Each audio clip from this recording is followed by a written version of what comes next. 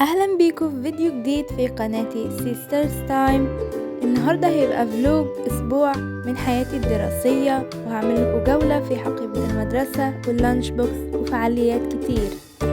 صورت الفيديو ده من زمان بس اخيرا خلصت امتحانات وهقدر انزله دلوقتي. ويلا نبدا بشنطه المدرسه. اول حاجه كتاب العربي عشان عندي النهارده امتحان عربي، دفاتر مش عارفه هي بتاعت ايه اصلا، ودفتر الرسم الجميل بتاعي، مناديل، مقلماتي وأقلام، والمية اللي برجع بيها كل يوم مليانة، كمامات مش عارفة ليه، والبوك اللي متمرمط معايا ده، وحاجات ملهاش لازمة. دلوقتي ده لبس المدرسة بتاعي، تيشيرت أزرق والجيبة كحلي وطرحة بيضة. ودلوقتي فقرة اللانش بوكس، لازم أعمل نص حلو ونص حادق، وحطيت خضار كمان. أنا بنزل 7 الصبح وبوصل مدرسة 8، وهو ده شارع المدرسة الجميل. وأخيرا وصلت.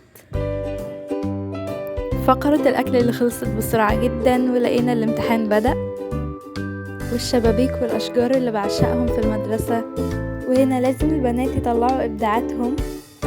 وأخيرا دلوقتي أنا مروحة. وصلنا اليوم اللي بعده وعليا امتحان أحياء.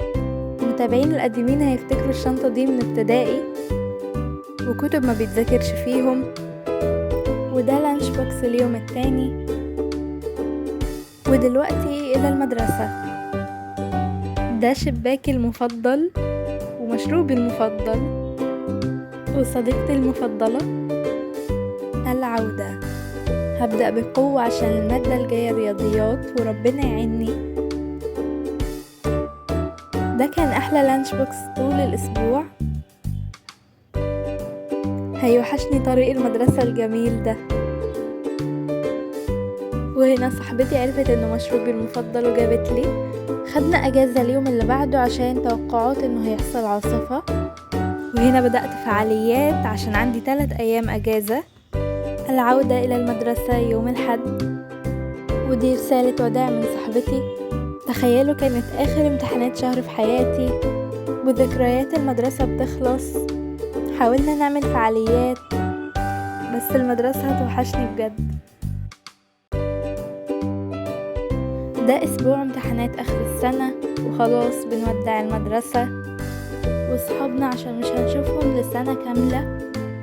بجد ما كانتش هتبقى سنة حلوة كده من غير الاصدقاء، واحساس غريب بعد ما خلصت الامتحانات وبقيت حرة.